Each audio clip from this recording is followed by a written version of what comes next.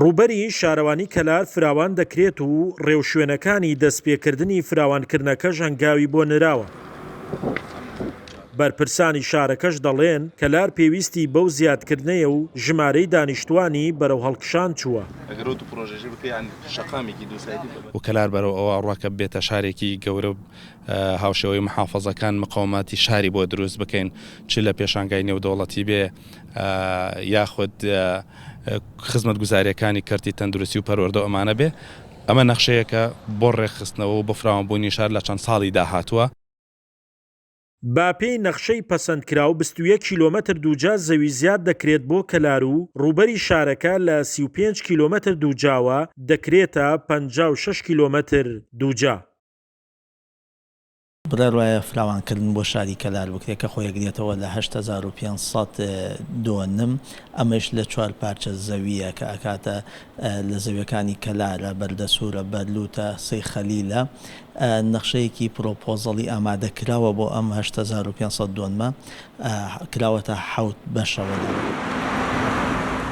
لە ئێستادا لە بەشێکی ئەو ڕووبەرە زەوی کە دەچێتە چوارچەوەی نەخشەی نوێوە، ژمارەیەک پڕۆژەی نیشتەجێبوون کاری لێ دەکرێت، 11 پڕۆژەی تریش لەسەر نەخشەکە جێگەی دەبێتەوە.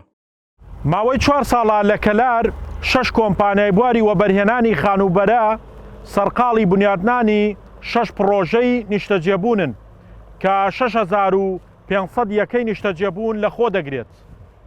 بەهای پڕۆژەکان 420 ملیۆن دۆلارە و 3000 دەرفەتی کاری بۆ کرێکاران ڕەخساندووە.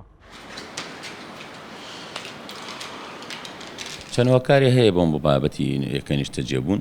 یەکەمیان ئەگەڕێتەوە بۆ کە لە ساڵی 2023 تا ئێستا 2 پرۆژەی استثماری لە گەرمیانە دروستکراوە، هەروەها لەگەڵەوەش لە ساڵی 2006 پارچە زەویەک دابەش نەکراوە لەلایەن حکوومەتەوە بۆ کارمەندانی حکومی تر بۆ هەموو چین و توێژەکان.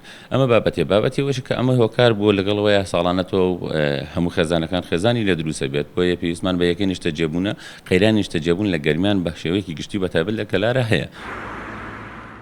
پۆڵێنی ڕووبەری زەوی زیادکراو لە نەخشەی نوێی کەلاردا بریتیە لە سەدا 9.8 بۆ پارکی گشتی، لە سەدا 17 بۆ باغداری و کشتوکاڵ، لە سەدا 37.6 بۆ نیشتەجێبوون، لە سەدا 12 بۆ سەنتەری بازرگانی و لە سەدا 23 بۆ ڕێگاوبان و خزمەت گوزاری گشتی دیاری کراوە.